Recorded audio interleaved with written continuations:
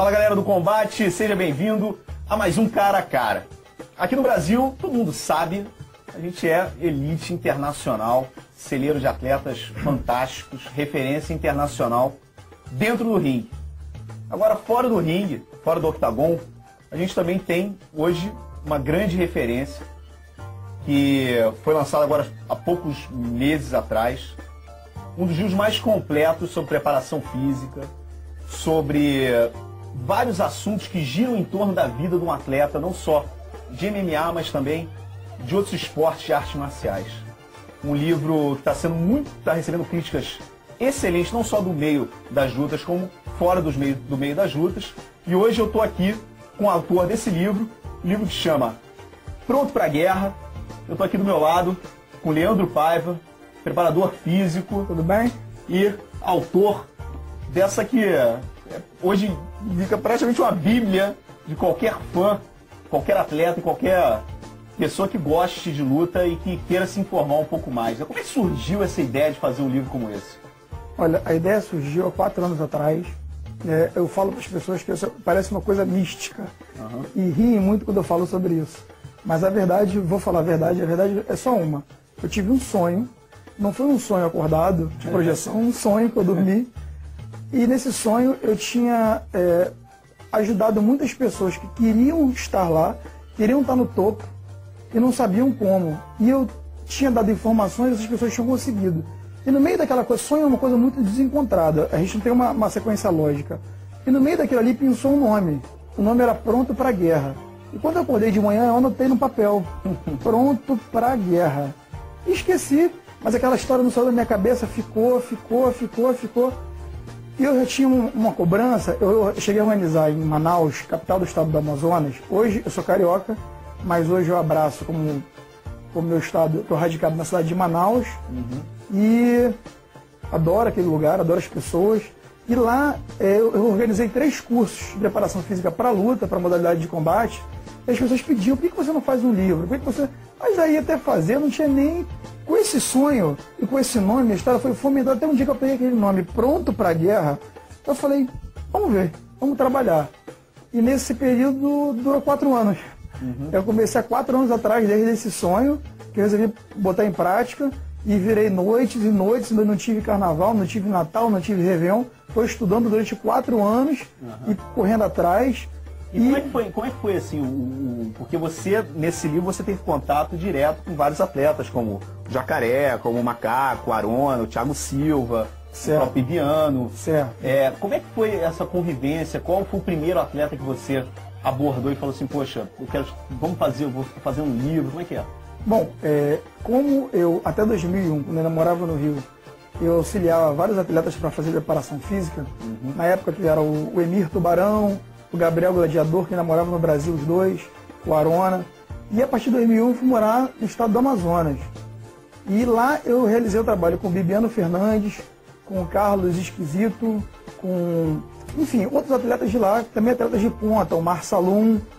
E à distância e viajando toda hora para o Rio, sempre para o Rio, eu vinha para fazer coleta de dados com a Arona, fui querer saber da mãe dele o que ele fazia, fui saber com a irmã dele o que ele fazia, fui acompanhar ele, além de toda aquela base, antes de 2001, quando eu ainda morava no Rio e pude planejar algumas vezes. Então, além de ele, como foi 3 vezes para Manaus comigo, para a gente realizar cursos de preparação física para a luta, no qual ele demonstrava a parte prática e eu explicava a parte teórica, e ele demonstrava a prática dos exercícios para mim. Então eu somei todos esses dados, no caso específico do Arona, e consegui sintetizar isso de modo que todo mundo entendesse com mais profundidade qual é a realidade da preparação de um atleta desse de alto rendimento. No caso do Jacaré, foi mais fácil porque na época ele morava em Manaus, no Amazonas, mas eu perseguia ele. Eu esperava ele acordar, ele acordava meio-dia. Então 9 horas da manhã, entre 8 e 9 horas da manhã eu estava acordando ele. Bom dia. Meu Deus, você já está aqui para me encher o saco. E às 10 horas, 11 horas da noite, quando ele ia se deitar, eu estava acompanhando ele. Então foi um ano perturbando o Jacaré, enchendo o saco dele, acompanhando, anotando, coletando dados. Eu queria saber por que ele era o Jacaré. O que ele fez? Não só dele, como na época do professor dele, que era o Henrique Machado. Então eu queria saber dos dois, mas principalmente dele, como é que se fabrica um atleta de alto rendimento como ele? O que ele faz de diferente? Então, esses foram os dados que eu coletei e apliquei no livro, no último capítulo, né? E é até engraçado, cara, que o livro abre de uma forma diferente, né? Que uma pessoa que de repente pega esse livro não imaginaria que não abriria dessa forma. E abre exatamente com os padrões de comportamento, né, dos atletas e como os padrões de comportamento desses atletas influenciam na vida das pessoas que estão em casa, né? Assistindo o combate, você assinante. Ou seja, na verdade, o primeiro capítulo do livro ele fala mais ou menos isso, né? Como é que o Arona, ou o Jacaré, e como é que vendo esses caras aqui no canal Combate, você em casa pode ter, de repente, sua vida mudada, né? Então, explica mais ou menos como é que... Então, é um capítulo muito interessante, que é um dos capítulos que mais repercussão tem hoje em dia, né? Esse capítulo, eu denominei ele como Siga Seus Sonhos, Corra Seus Riscos e Seja um Vencedor. Inclusive, o Arona queria me matar, porque ele tem esse Siga Seus Sonhos e Corra Seus Riscos tatuado no antebraço dele. Ele, você não fez isso. Mas, enfim, eu achei que cabia um capítulo com esse nome. Eu peguei a história de 4 indivíduos da história clássica. Eu peguei primeiro Leônidas, que foi o rei que liderou a resistência dos gregos contra a invasão dos persas. Eu peguei o James Braddock, que é aquele lutador do filme A Luta pela Esperança, né, no Brasil. Peguei a história de um caboclo da Amazônia, que é o Daniel Mesquita, que ele não é um lutador, não um atleta de modalidade de combate, mas ele é um brasileiro. O brasileiro é lutador nato. Ele era um cara que ele veio do interior do Amazonas, foi para a cidade, encontrou muita dificuldade de se alimentar, ia pegar xepa de resto de comida na feira, juntava com cabeça de boi, moía milho de madrugada para fabricar bolo. E eu queria saber, e por último, a história do Jacaré, que ele começou como flanelinha, como guardador de carro, e hoje ele é o que é, com tudo que ele já conquistou. Não só em termos de título, como de segurança sociofinanceira, que ele hoje já se classificou. Muito bem, tem a biografia dos 4. Mas isso aí, o que a gente pode aplicar disso aí? Aí eu observei, na biografia de cada um, dava para eu extrair 5 lições. Mas essas 5 lições tem a ver o quê? Só com a biografia deles? Não. Eu comecei a observar e comecei a captar estudos que identificavam as convicções, ou seja, mal falando, os padrões comportamentais das pessoas consideradas de sucesso. Que se qualquer pessoa, não importa a profissão, vendedor de picolé, faxineiro, advogado, não importa. Se ele conseguisse aplicar aquelas lições no dia a dia, ele também atingiria o sucesso. Mas o que é o sucesso? Eu considero o sucesso não é fama ou riqueza. Eu me baseio na concepção do cientista social David Niven, que diz o seguinte, que o sucesso é atingir aquilo que se deseja. Uma meta, sabe, alguma coisa, isso todo mundo pode conseguir, todo mundo pode atingir o sucesso, baseado nesse pressuposto.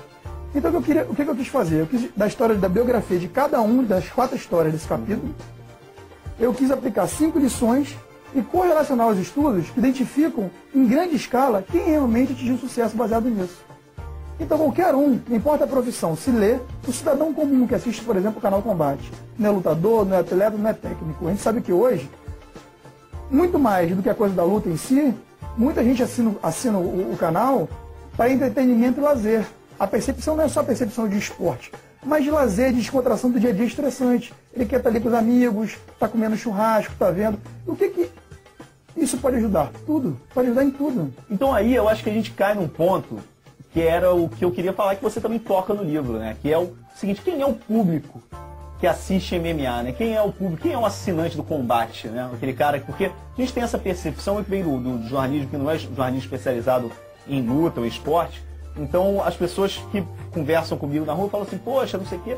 A gente tem, de repente, muita gente que você vê fora do meio que tem um certo preconceito, que acha que é coisa de troglodita, que é só violência, que é não sei o que tal, que é uma coisa que a gente até briga, assim, bastante para mostrar que não tem nada a ver, que é um esporte como qualquer, que é como o cara que assina o Campeonato Brasileiro no PFC, e o cara gosta, um gosta de futebol, o cara gosta de esporte. Mas o que é o esporte em si? Na minha opinião, essa pergunta é muito pertinente. Por quê?